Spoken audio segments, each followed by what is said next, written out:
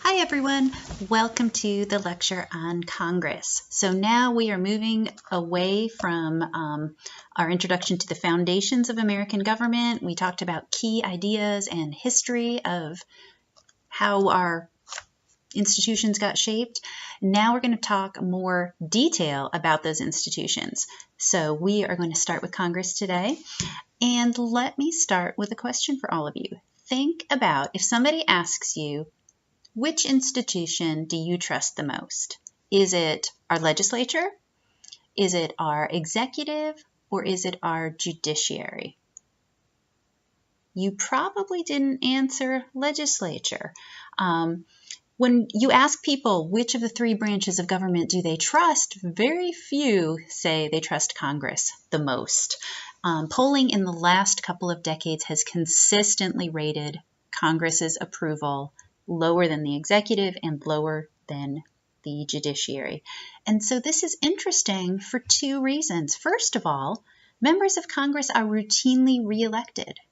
If we don't think they're doing a good job, why do we keep sending the same people back to serve us in Congress? And second, Congress is the people's branch. Congress is directly elected by us. The judiciary is not elected at all, they're appointed. And our executive, our president, is elected indirectly through the mechanism of the Electoral College, which we will talk about next time. But Congress is directly elected by the people, and the House of Representatives only serves 2-year terms, so we can hold them accountable.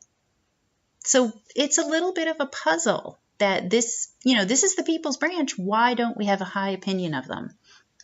So you have several other videos to choose from for this chapter that can give you more details, kind of start answering these puzzles, and give you a lot of information on the powers of and responsibilities of Congress. What I will talk about here is looking at Congress as the most important representative institution in American government.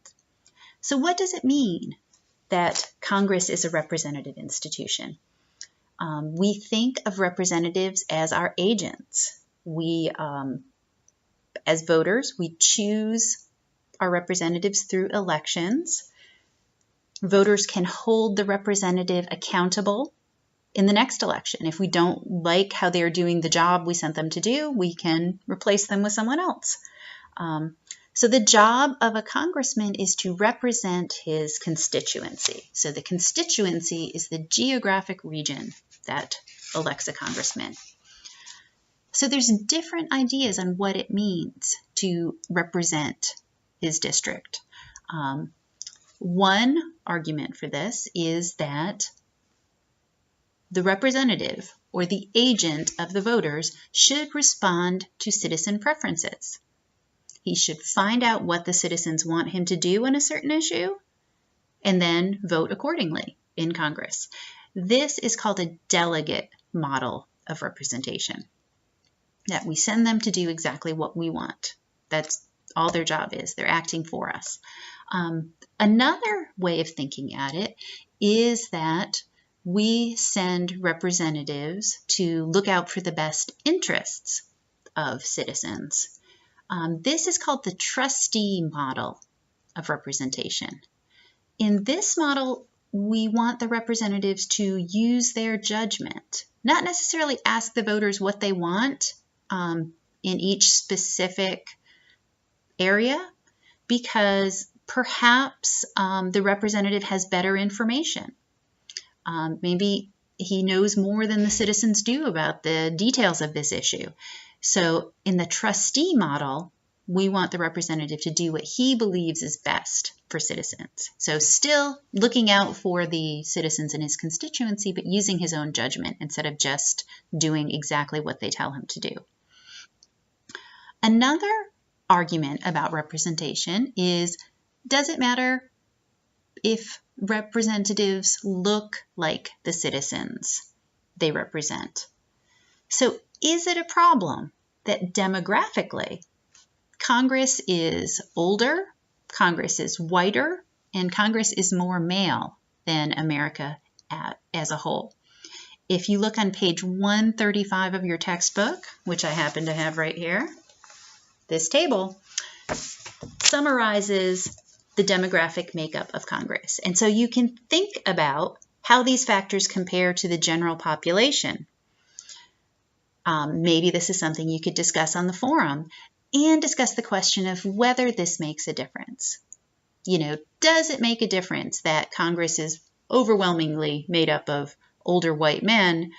Are they still doing just as good a job at representing America as they would if they looked a little bit more like the actual citizens of America? So that is one big question.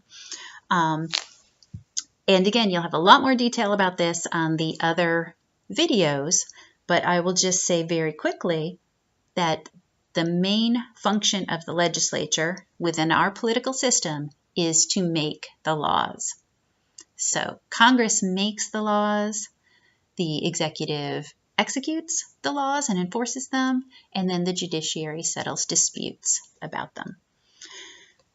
Before a bill can become a law, though, it has to go through the legislative process, which is an extremely complex set of procedures. And there are many points along the way where a bill can be stopped before it becomes a law.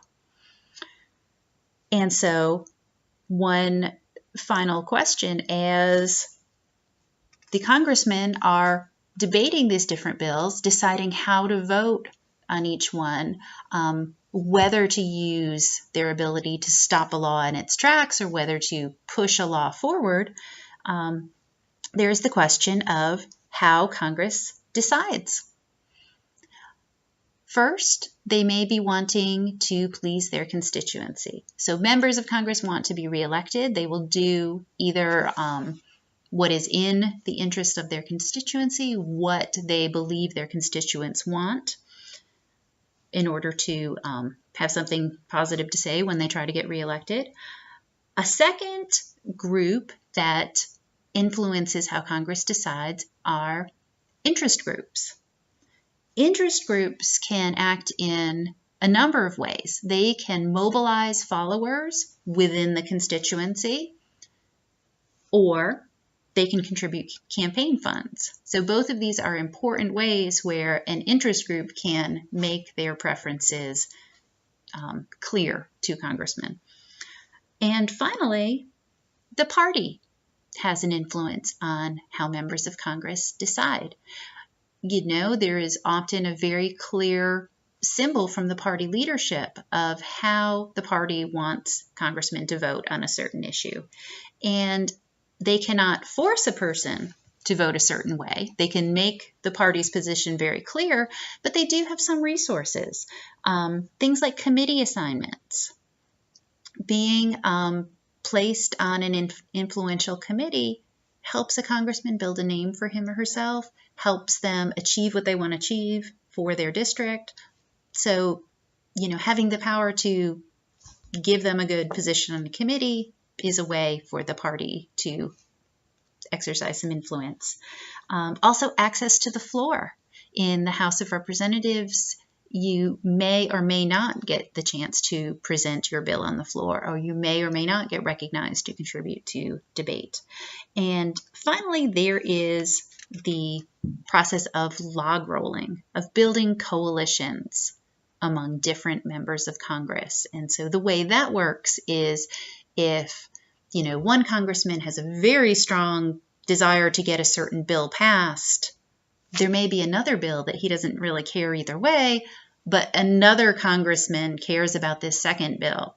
And so they say, hey, let's trade here. You vote for my bill that I want, I will vote for your bill. And so this process of log rolling helps, you know, usually within a party, get bills passed. So that is, again, very quick summary of some of the points from the Congress chapter. Lots more videos for you to watch, and I'm sure we will have lots of interesting discussions on the forum. So that's it for now. Bye.